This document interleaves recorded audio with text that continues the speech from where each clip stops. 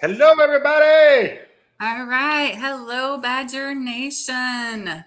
We got a whole panel here. I'm excited. We're going to be talking about something that I think a lot of you would be really interested in, may not know about, but would be interested in. Or if you know what we're talking about, of course, you guys know, you can jump in the chat. Be sure and, talk with us, chat with us, give us your information. But we're going to be talking about motorcycle accidents and taking a course that will have you prepared. Yeah, exactly. And so I'm going to do a real quick throw up on the screen a little testimonial just to kind of give you an idea of why you would want to take a course, and then we'll jump into the information and everything that we've come up with regarding taking a course. And I've got these awesome individuals on this panel today to talk about it. So I'm super excited. Hope you guys stay with us. And let me see if we can get this started. Let's see.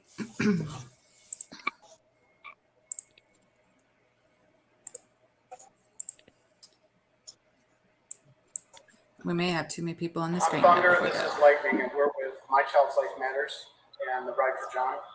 And we've been asked to talk about the motorcycle safety lawyers trauma kits that many were donated to our ride and raffled off. And we didn't really understand the degree to which they are helpful to our community until we were out in Sturgis for our ride this year, 2021, and we went down to crash. My wife had a severe brain injury. There was a lot of blood, and it was a very messy scene. And had the people around us not had trauma kits in their bikes, I'm 99% sure I'd be standing here by myself today. So we take it very seriously now, and the fact that the motorcycle safety lawyers give those away and hand them out and are trying to teach courses, I think that it's very underrated, as people should take it a lot more seriously, because we've seen firsthand how the trauma kits can save lives. So we just want to say thank you to David Shuman for making those possible for the ride, and we also want to get as involved as we can to help them push those and get them out there and get people trained so that we can take care of each other as brothers and sisters on the road. Thanks. All right. Okay, so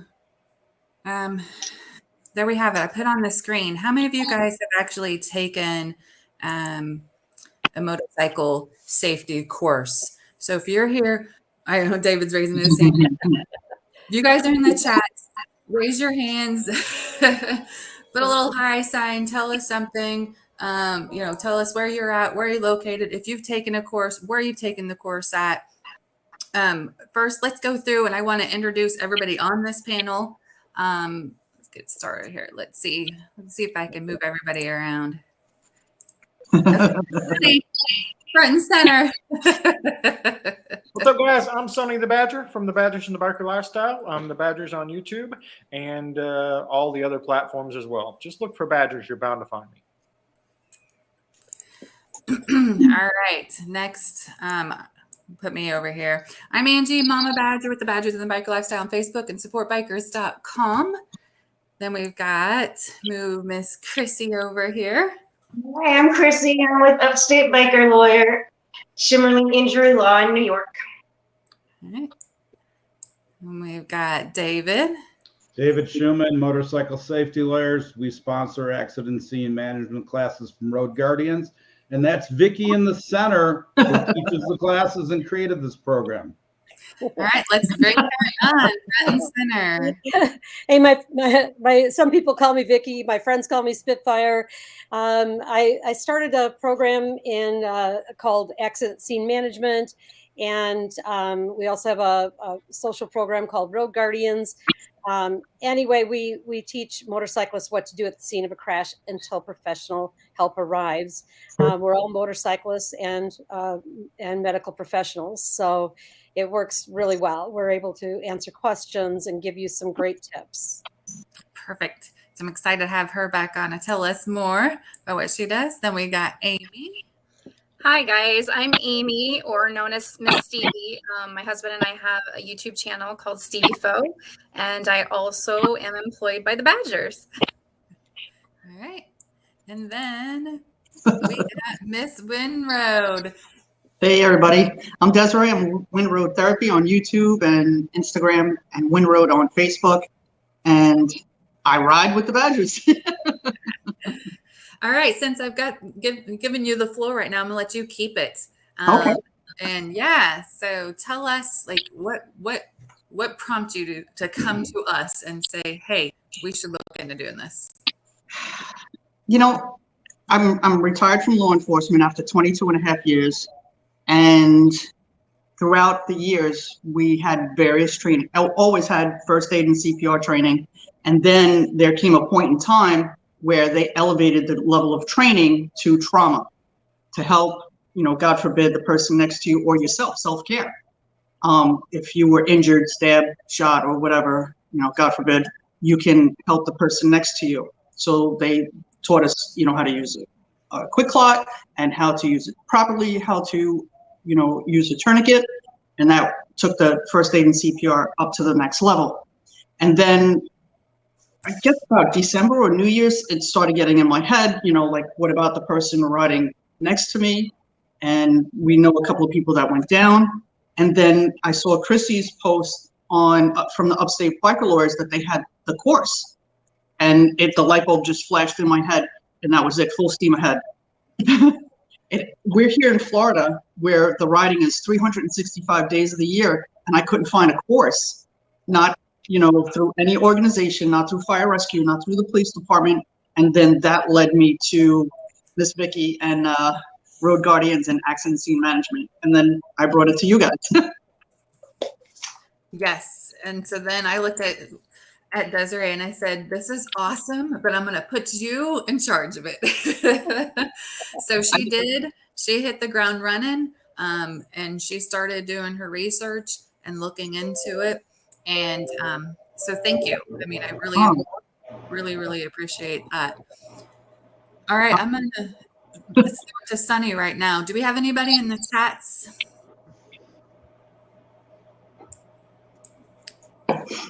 You on mute. We have JD here from his Freedom Biker Tours from British Columbia. He's taking the advanced rider training. I also saw Chrissy's better half in the comments saying knowledge is power. Hank Joseph is here from Missouri. The other thing I wanted to point out was, so the other day I got Easy Rider, and you'll never believe who has like a full spread in Easy Rider. But she's pretty famous, guys. Check this out. All right, so I'm putting on the screen, has anybody been in a motorcycle accident before? I mean, sadly, with us running a Facebook page and our, Facebook group, which we're streaming to now, we got 34,000 people in it right now. And it's, we had that post just today that somebody had said, yeah, this happened to me 2 weeks ago, so it happens on a regular basis that we're getting notified. We got a message yesterday from one of our friends that rode the world record poker run that went down. So Robert Truex went down during our world record poker run. And then we literally yesterday at 9:48 in the morning, I'm talking with him. And by that evening, we got a message from a friend that him and his wife did go down last night. So prayers. We hate to talk about, the bad things that may happen. In fact, I did a little video this last week. You may have seen it where I said, look, guys, if somebody comes up to you and says, hey, I'm getting ready to get my motorcycle license or buy a new motorcycle or whatever, it seems like our instant reaction is to tell them the worst possible story we've ever heard about riding a motorcycle. So stop that. That is exactly what happens. So as much as we hate to talk about it, it does exist. So the more prepared we can be if we run across it, the better off everybody will be, us and whoever we're helping. So I think this is just a hugely needed program, and I think it'd be excellent for everybody that gets a chance to take the course. like your husband said, knowledge is power. All right. So I'm going to bring Winrow back on here. So you started doing some research. What did you find out? What would you like to tell us about that we can help who's watching this to know? Well, I found out that there's not many classes out there available. Let's concentrate here in Florida because this is where we're at. And like I said earlier, the riding season is 365 days. And it's so spread out here that it could be a while before help gets to you. And if I ride alone, so and there's nobody around on these back roads, I have to self-care. But in my research, I found that there's not a lot of classes. It's not, and if there are classes by other, they're not advertised, So if somebody's doing it at a VFW hole, it's not out there on the web. Mm-hmm. But all roads led me back to Vicki and accident scene management. Right.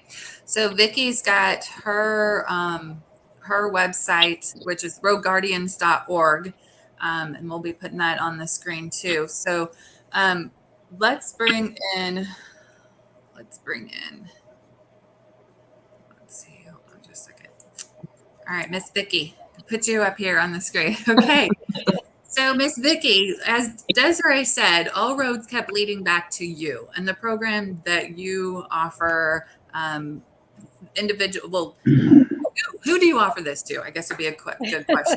So anybody can take the class. It is very specific to motorcyclists, but I mean, I've had people who are bus drivers take it, and snowmobilers, and people who are also interested in, because really any trauma it has special needs. Like when therapy said, first aid is great if you're out hiking in the woods and that kind of thing, but when it comes to trauma, you've got a lot more concerns about things like traffic and what do you need to focus on, which is the life-threatening things, and how do you recognize those? What do you do about it? So the class is actually based on the US DOT first responder curriculum.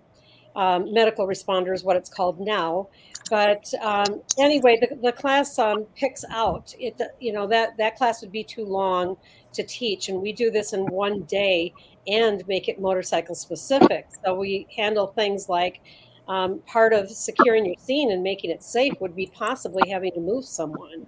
And people have been told, like for so long, they've been told you never move anybody. And that's just wrong. You can't leave them in the middle of the road where they're going to get run over. As motorcyclists, we know that. But we've been told things that have probably hurt people over the years, using that word never, such as never remove a helmet. That's not true. You don't never remove a helmet. You try to leave it on. You don't want to take it off unless you have a good reason. But what are those reasons? And, when, why, and how would you remove a helmet? And we also practice critical skills. Now, what difference does it make if you're going to take a helmet off? You're so worried about taking this helmet off, and then you learn in CPR to do a head tilt chin lift. What's the point of taking a helmet off carefully if you're going to do that to someone? So we teach a special way of opening an airway called jaw thrust rescue breathing. We spend quite a bit of time on bleeding control, tourniquets, hemostatic dressings. When therapy was talking about that too, about the quick clot kind of thing. So we talk about all of those things, pressure dressings.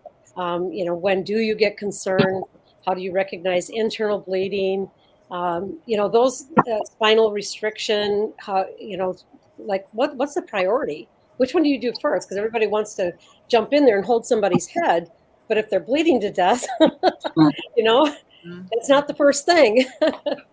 So, it's really, it takes a day. It does take a day to help people really get a good handle on all of those things that they need to be thinking about and doing and how to prioritize. Okay.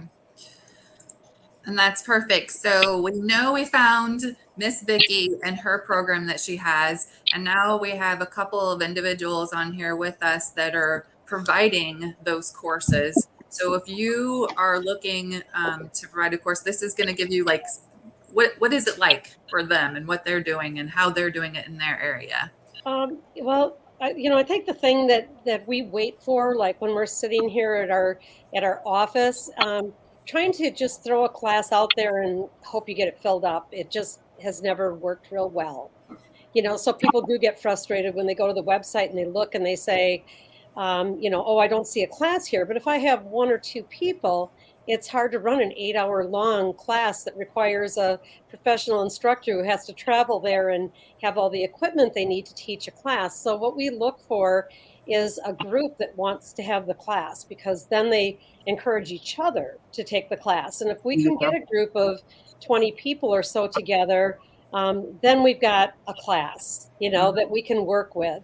And, I've got to just really give kudos to Upstate Biker Lawyer and to the motorcycle safety lawyers in Illinois, because both of them have really stepped up, and they know that one of the reasons that even if you can get a class of 20 people together, that one of the blocks is that it can be expensive for people. I mean, they'll spend $100 in a heartbeat on a nice piece of chrome for their bike, but to shell out $100 to take a class, it's kind of like, I don't know.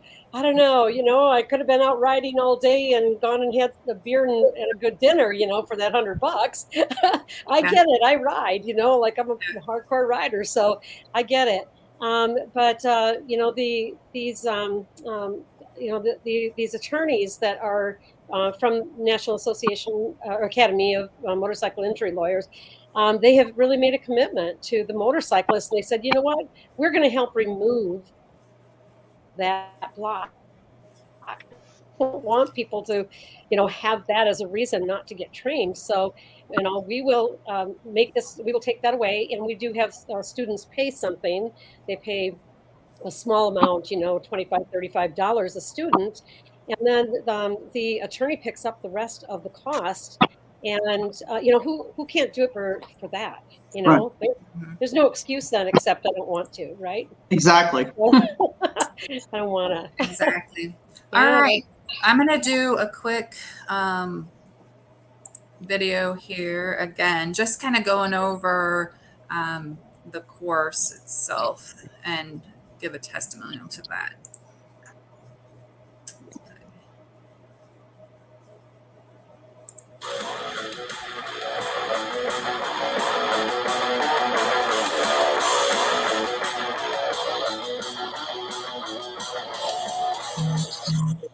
My name is Jessica Sheehan, and I'm with War Dogs Charity Riders. What Motorcycle Safety Lawyers does is they're there for you if you're in an accident, but most importantly is they have classes that you can take. When you take the motorcycle safety class, you learn how to help out a motorcycle that goes down, and there's a lot more involved when a motorcycle goes down, and that could be moving them off the road safely, where they're not going to get more injured or they're not going to get hit again, what have you, and also how to remove a helmet properly, how to perform CPR should you need to do that, how to splint an arm or take care of a broken leg the right way, because if you do it wrong, you could end up injuring the motorcyclist even more.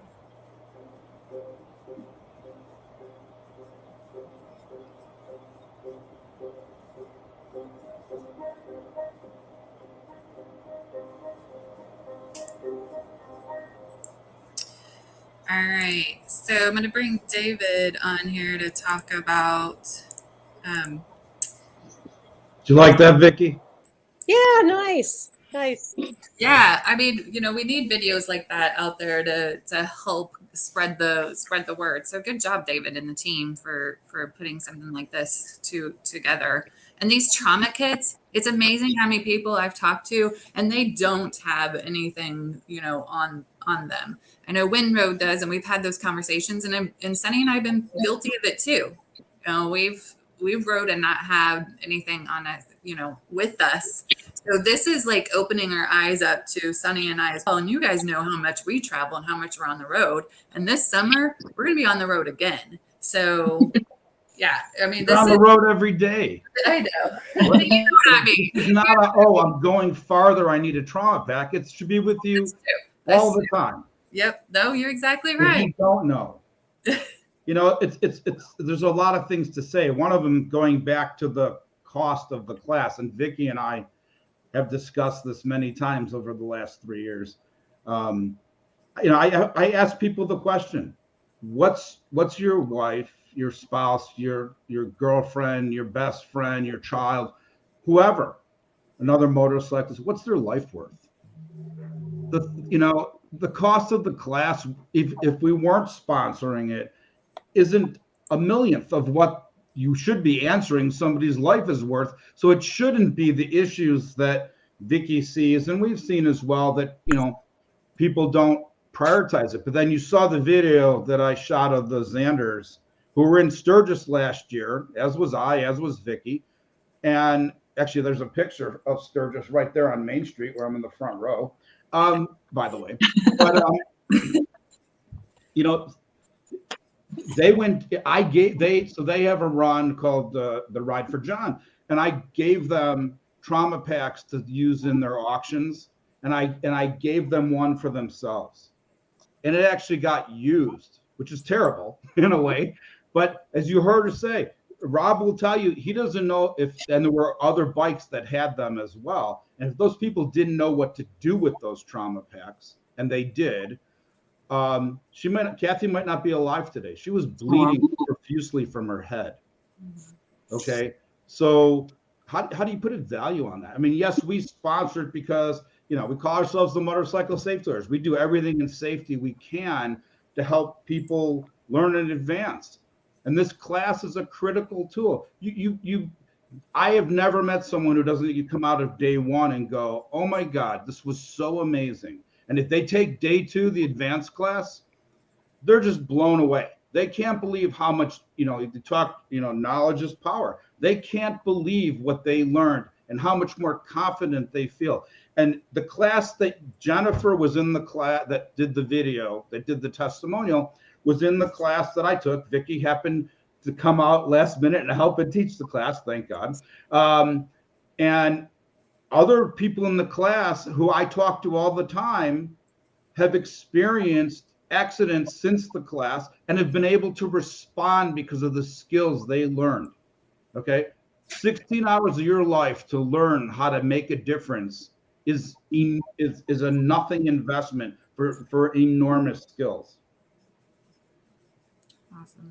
And as Vicki said, it's not just about, it's not just about trauma and breathing. And, you know, this is really a crash course for the motorcyclists. Clearing the accident scene is so critical.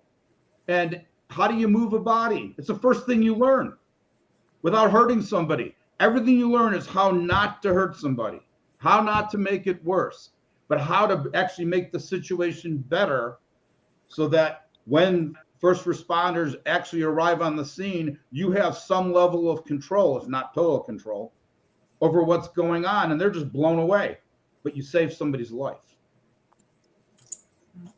or reduce injuries. And it's real. And, you know, I'll be putting up more and more testimonials because I hear them, and people who took, and it's interesting to me that there are people who took the same class the same day that we sponsored and I took. You know, it's not one person, it's multiples. Mm-hmm, mm-hmm. Anybody that I talk to that has taken the course is, like David said, the mind is blown. Like they had no idea. The wealth of information that they walk away with is powerful, is what my understanding is. All right, so I'm going to bring Chrissy on here and throw it up on the screen. First, I want to put up here, we do have on supportbikers.com. We put a listing on here for Vicki so that you guys could go to the website and search Road Guardians or accident scene management. And here's all her information with her email address. And so you guys can, and it looks like we need to add the website in there. So we'll make sure and add the link to the website so you guys can get to the website as well. I think Windroad had something she wanted to ask or say. Oh, sure. I saw her hand up. Thank you. I wanted to go back to what David was speaking about with the trauma kit. And this is before my agency had these kits available to use. So training or no training, or trauma kit or no trauma kit, one of the things that we were taught was just to stop the bleeding. And the trauma kits can be used for outside of motorcycle injuries as well. I came upon, many a times, unfortunately, the victims of crimes that were bleeding, and I've used T-shirts, paper towels, whatever I had to do to help that victim, stop the bleeding. So sometimes motorcycle accidents, the bones are protruding through the skin, and you have to stop the bleeding, and you'll learn all about that. But you can use anything at that moment just to help that person stop the bleed. All right. Chrissy, I'm gonna bring Chrissy back on here. Sorry. No, you're good. No, that's it. And you got Can I segue just real quick with the trauma kits? If you go to our website and you go to the store, there is a link to motorcycle trauma kits. There's 4 different levels at 4 different price points, so people can go there and they can see what we put in a trauma kit and take a look at the trauma kits that are there. All right, and I'm pulling it up right now. It's so from I forgot you had. So from her website here, which is roadguardians.org, you can go to store and down to trauma and first aid products, and then here's the tab where you guys can shop for those trauma kits. If you're one of our sponsors and you're watching this and you want to get these trauma kits, I was actually talking with Vicki about how she can get those trauma kits for you guys and be able to provide them as well, which I thought was great. So thank you for that.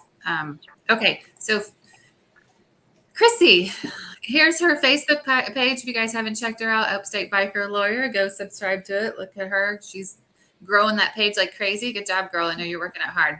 Super proud of you. So you've done, how many courses have you done? We did 2 last summer, but it didn't. We tried to offer them for free, and that just didn't work out because then the day, people were like, "Oh, I don't feel like going." Like that didn't work. We did. What did we do?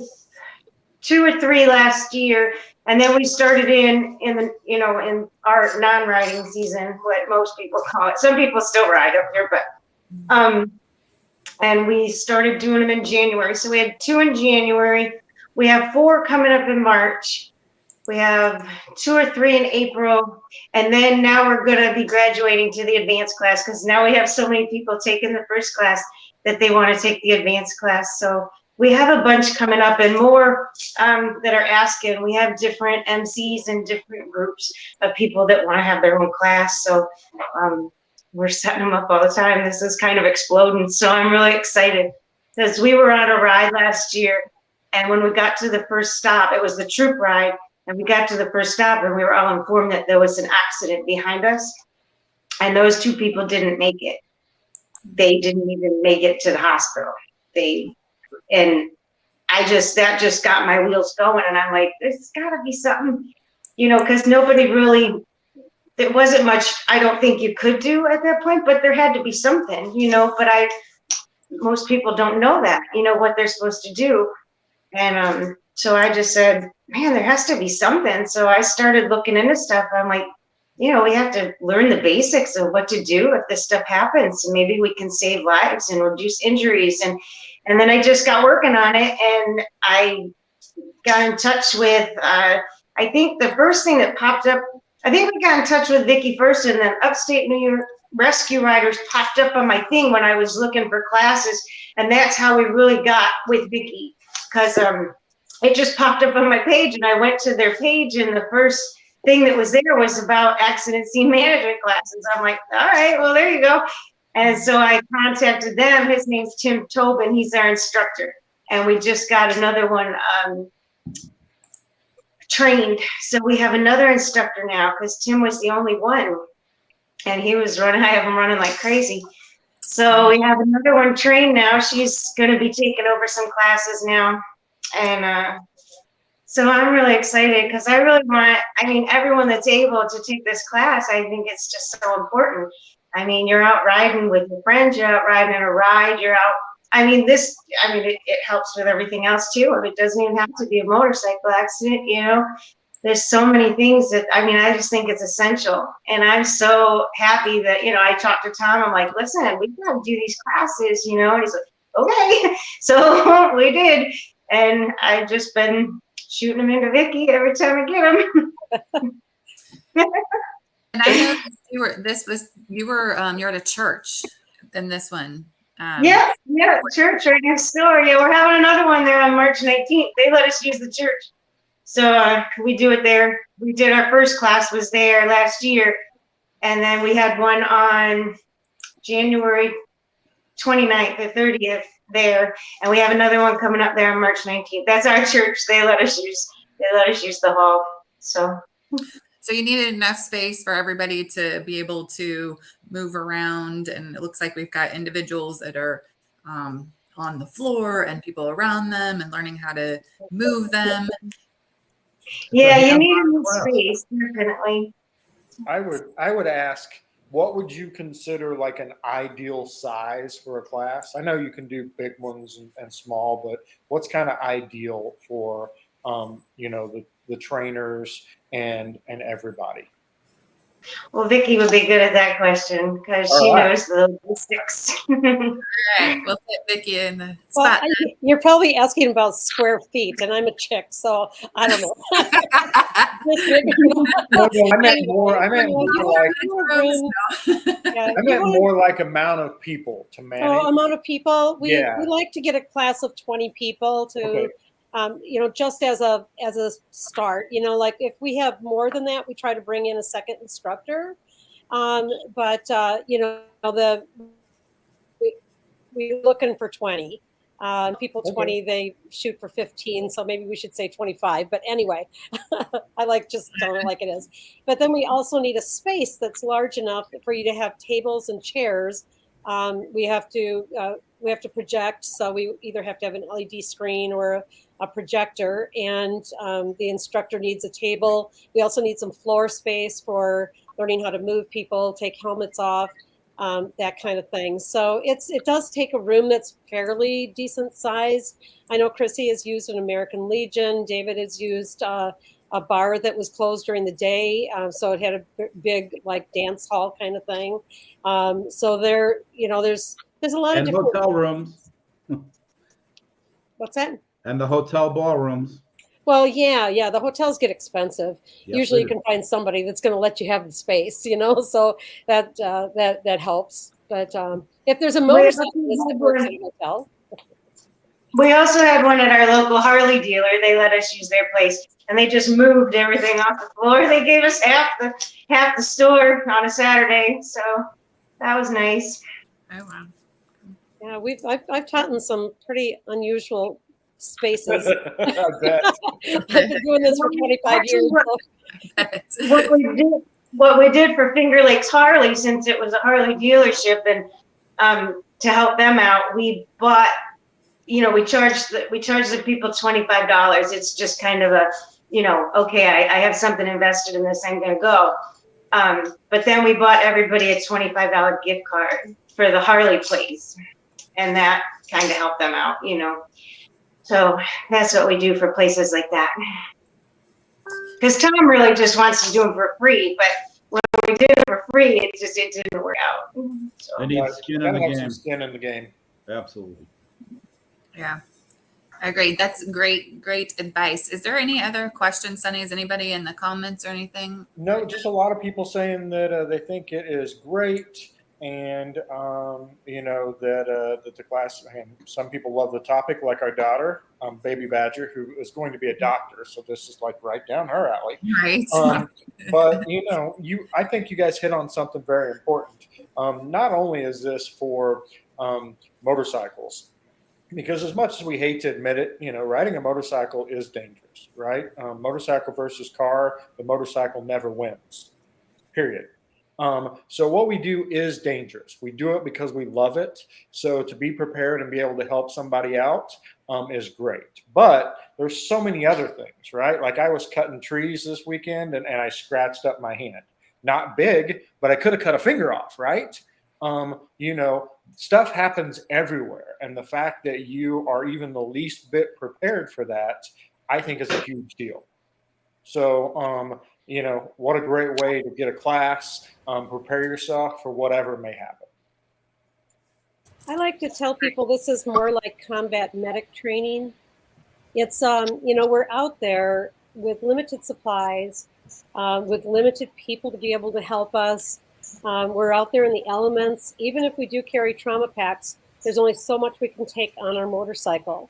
And, you know, we have to plan very carefully about what the important items are that we're going to take with us. So we don't want 100 Band-Aids. That's not what we need when we're out there on the motorcycle and need to help someone. I also feel like in that whole spirit of combat medic, it really does fit along with military training. All military people, like police officers, learn how to not just take care of themselves and be able to provide their own care, which we've actually had students who have had to direct their own scenes from the ground, which can be done. But, you know, it's, you know, we call ourselves brothers and sisters.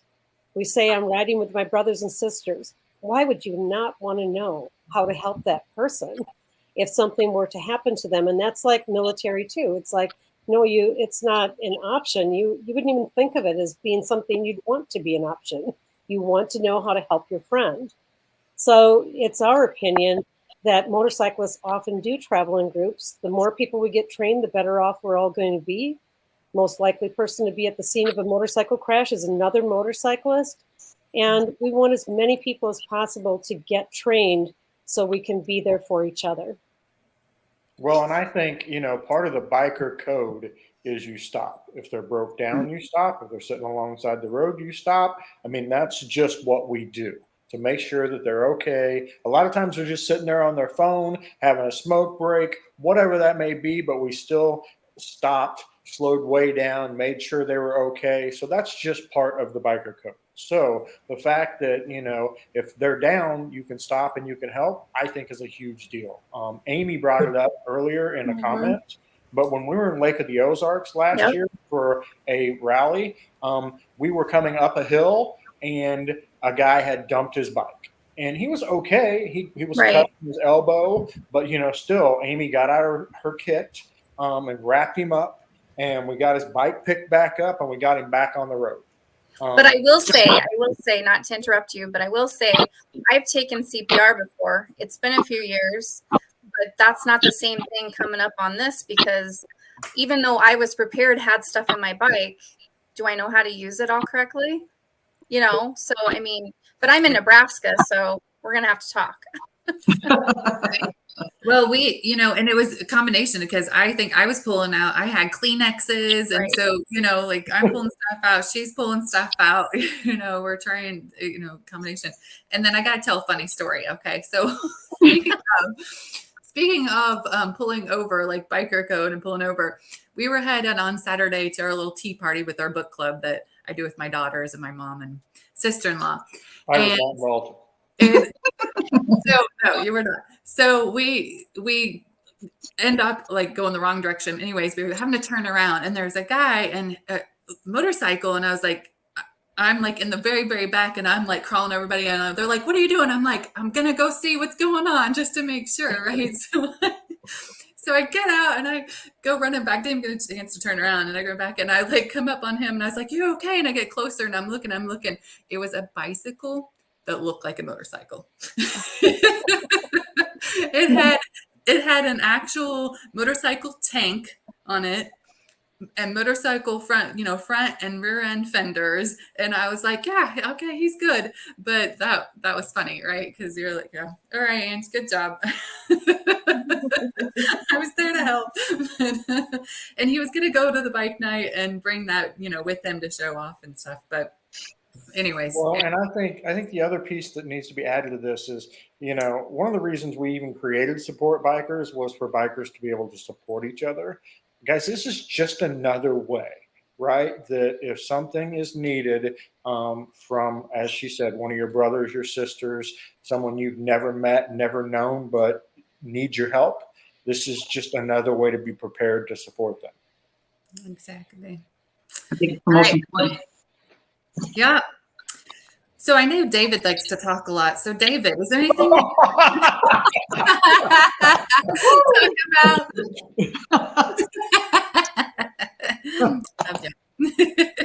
John. Well, I'm surprised he's still on here. I'd have just clicked off at that point. I'd be like, "What you guys?" I'm done. You know, I can just tell you, you know, this is not a money maker. It's barely a money maker for Vicki. Okay. She does this because she cares and because she is a biker. Okay. But she's also a surgical nurse. I mean, she gets all these things and just like Lynn Road, you know, as a police officer gets these things, they see stuff every day, or, you know, and they understand, but also they ride. And so, you know, we look at this as a way to meet people and do good in the community. That's how it is for us. That's how it is for all the NAML members. I mean, our purpose in doing this is to meet people and show them that we care and help the community. And, you know, the other thing about safety is that when we do these classes, we like to talk about motorcycle insurance.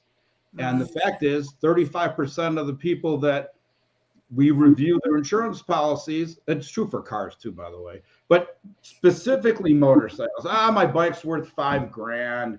You know, I don't need the coverage. What they don't understand is if they get in an accident, you know, first of all, as my brother Mark always says, if a car hits a motorcycle, car always wins. And, you know, you get T-boned or something, you could have 100,000 plus in medical bills. It's not even hard. Okay. It just happens on a regular basis. And you got state minimum. And I know it's like in Florida, if you even have to have one, you know, it's different. In Illinois, it's 25,000. That doesn't cover squat. Okay. And that's what people get. And they go, and the problem is, and that's why we review the policies and teach this, because the insurance companies are in business to make money. They're not in business to give you the best coverage. And people think that their broker is going to give them the best policy for their money. And it's false, because the insurance company doesn't teach the broker the back end of the insurance policy to understand what really protects you, the policyholder. Yeah, it pays for something for somebody else's car or their 5,000 in medical bills or whatever that's in your policy. But if you get hit by an underinsured or an uninsured motorist, no matter what they're driving, okay, and you have a $25,000 policy, you could have $1 million in medical bills. You get $25,000, and that's all, folks. Okay, and that's a huge problem. So in the classes, we look at people's insurance, and Vicki can tell you because she's seen my brother do it. They'll have a half a dozen people on the phone during lunchtime at the class calling their insurance brokers to change their policies, because nobody who owns a business or has a family should have less than 150, 250,000 in coverage, and it has to include the same thing on underinsured and uninsured motorists. So it gives us a chance, again, safety, to talk about these things during the class, because we're buying lunch, we get a dedicated audience, you know, which is also why we want to have at least 20 people. Again, this is something we do to support the community. This is not a moneymaker. And yes, I have my own trauma pack. I designed it after Vicki's third pack because I felt the other ones weren't enough. But again, space is the issue. People, I don't have room to carry that. That's why it's you can buckle it on and wear it. You know, it's like a fanny pack. You know, it's the same idea. Some get pretty large. She has a pretty big one, and of course, those are for multiple accidents and, you know, clubs and that kind of thing. We just did it because we mostly give them away. We use them for charities, you know, for raffle prizes and stuff. And I wanted our brand, and we do, you know, motorcycle awareness. You know, we have a contest and stuff, and we give them away then. You know, yes, people can buy, but I mostly sell Vicki's packs because of this. You know, she's put them together. This was her creation. But she knows what matters, and she's made the decision of, okay, if you only got $35, what's the minimum thing you need to have? And if you only got $50, you know, our pack is like $80. Okay, and she's got one that's over 100 because it supports multiple things. But you got the minimums. But you learn in the class, there's other things you kind of would like to have if you got the space. like zero water and things that are heavy and unfortunately take up space, but also could make a big difference, depending on the injury. So anyway, the class is invaluable. I hate to say negative things, but negative things tend to get people to move, take action versus nice things. Yes, you can save a life as a nice thing. We got to be an absolute fool not to have this education and go riding on a motorcycle or a snowmobile, or something else like that, because it's no different. And again, the same we talked about, you guys have brought it up multiple times. The same things work. Trauma packs work for anything. And there's her collection of things. And there's Vicki has lots of supplies and toys, and if she's teaching, she brings them all to the classes. I say we've bought all the different packs from her. We sold them out. I mean, I bought a whole bunch of stuff. Spent $1,000, whatever, and it was gone in literally no time. Yeah. Because people really understood after they hear the stories and they see the truth and they feel it. It's hands-on. You saw the pictures in the video. I'm sitting there doing breathing and stuff, and we spent very little time on it. And it's a standard training if you're learning, the CPR stuff, but it does happen a lot. And so having that, knowing how to use a breathing tube, because nowadays, we're always worried about catching all these other things that changed in the world over time. And so having those tubes and having, knowing what to do, okay, and on the process and feeling comfortable doing a chest, if you haven't worked on a crash dummy and done a chest compression, how are you going to be comfortable? You're not going to crush somebody's chest or not. You don't know. Mm-hmm. Is it hard enough or is it too or not? These things tell you, and you learn, you get an idea in your head about what might be a safe level of pressure to apply. Yes, Miss Vicki. I could. I guess I wanted to kind of bring, segue into it's really hard to talk about this topic without bringing up CPR. And, I think that is like this level of comfort that people have. Everybody knows that everyone should know how to do CPR. That's cardiopulmonary resuscitation. And I'm a CPR instructor. I teach for Red Cross and American Heart. So I believe in it. I think it's, everyone should know that. But that is for when the heart stops. In a motorcycle crash, the heart is usually still working. And in CPR, they teach you the easy way to open up a person's airway by doing a head tilt chin lift. And they rarely cover, and certainly rarely cover in any detail, jaw thrust rescue breathing, which is how you open up an airway and lift the tongue off the back of the throat by going like this.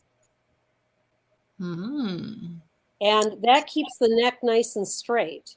So even if somebody has heard about it, they don't practice it. So in our class, we actually have we have a jaw thrust mannequin where people practice that important skill. And, you have to pause. You would never be wrong doing jaw thrust, but you could be wrong doing a head tilt chin lift, especially in a motorcycle crash. And the other thing about chest compressions, if you get there too quickly, you can actually hurt that person worse. If they have a chest injury, they have broken ribs, they're bleeding internally. If you go into CPR mode and you crank that head back and you start pressing on their chest, you're just going to make sure they're dead. Mm. And it's been this level of comfort people have had for years and years. Oh, I know CPR, so I'm good. I don't need to know more. And first aid isn't enough, and CPR isn't the right thing. It's like a last-ditch effort to keep someone alive in a trauma situation. So, it's one of those things that's kind of like, oh yeah, that's right. So, well, which one? I mean, I'm like sitting listening. Which one are you? Are you the one that's just going to sit back and not do anything because you don't have a clue? Are you the one that thinks, oh, I know CPR, or I think I can do this, and you run up there? Or are you going to be the one that is ready and prepared and knows what to do in case of an accident? I mean, which one do you want to be? There's no worse story than someone saying, I was on the scene of an accident and didn't know what to do. And It took first responders. You're out at Sturgis or or in Nebraska or somewhere, and it's a half an hour or more for a first responder to even be able to get there. Okay, you're just going to stand there and watch somebody die or suffer, or are you going to know what to do something to help them? You know, one student in the class that we took said, I cleared the accident scene and I held the patient's hand, because that's what they needed to get through till the first responder made it. And you learn that too. I mean, that was what the appropriate treatment was at that moment for that particular motorcyclist. Okay. Psychogenic shock. Yeah.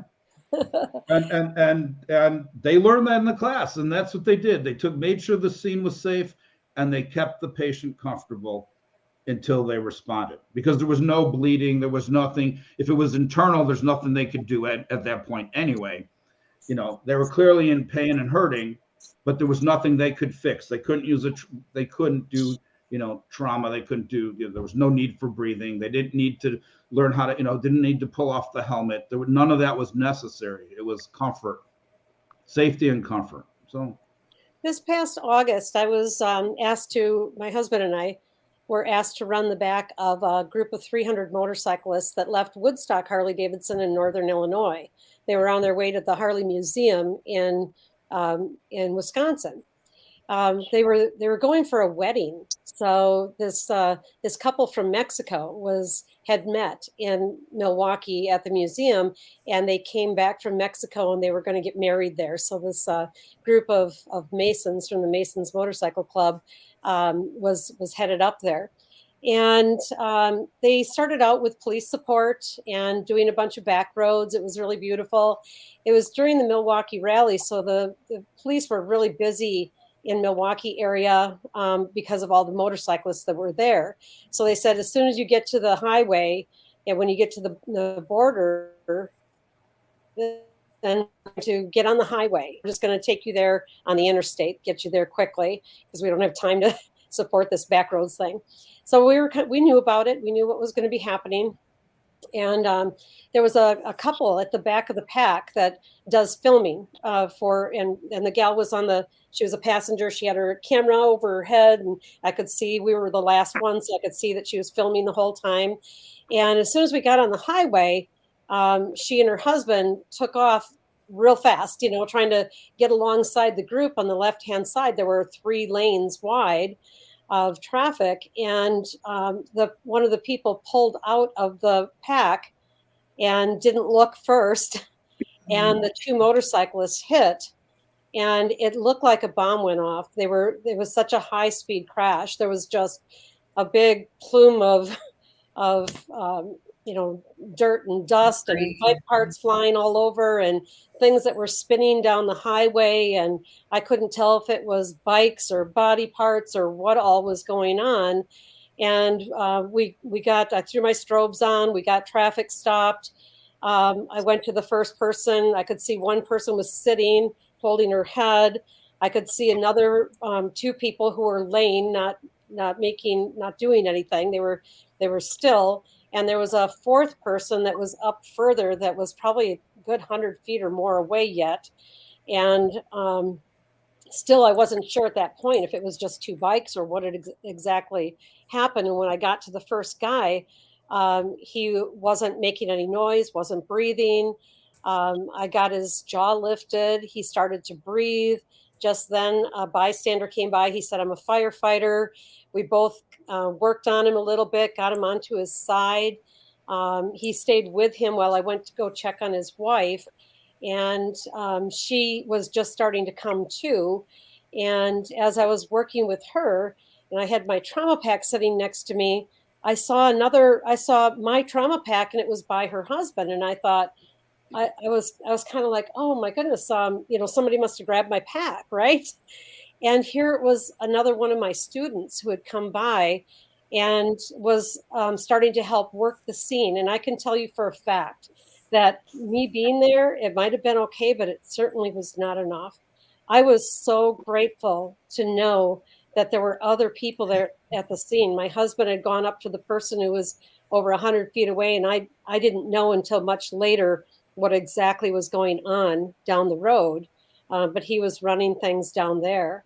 but they closed down all 3 lanes of the interstate until they got this all handled. And 3 people ended up in ICU that night, and both of the head injured people are home now and recovering. Wow. So, I mean, and the other guy had internal injuries and a fractured pelvis and broken leg. His wife had, she was the one sitting with blood coming down her face, and she just spent overnight in the hospital and then was released. So, but you know, these things that happen, you know, which and it just happens in a heartbeat. You know, you don't expect it at all. It can be the most beautiful, wonderful day with all of that. The people at the front had no clue. You know, you talked about getting there and then finding out something had happened behind you. Right. I mean, the majority of the group kept going, and you know, Right. they didn't know until they stopped that something had happened. And Sonny and I are doing another epic ride next year. So we, you know, it'd be great to have, right? Great to have, you know, more people that have taken this course and are prepared and ready for it. Because we did have 3 bikers that went down for the World Record Poke Run this last year.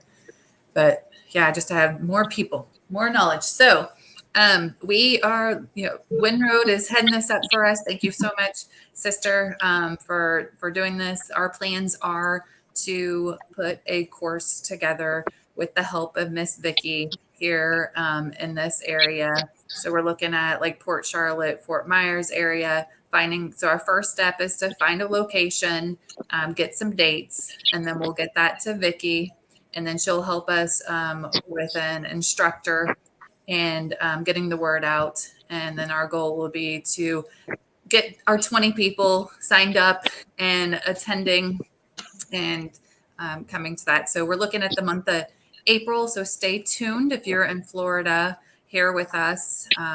We'll be getting you the details on it. Thank you, everybody, for joining us this Tuesday afternoon.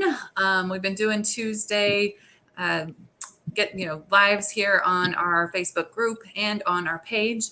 We will have our final Tuesday Facebook group and page live next Tuesday night at 7 p.m.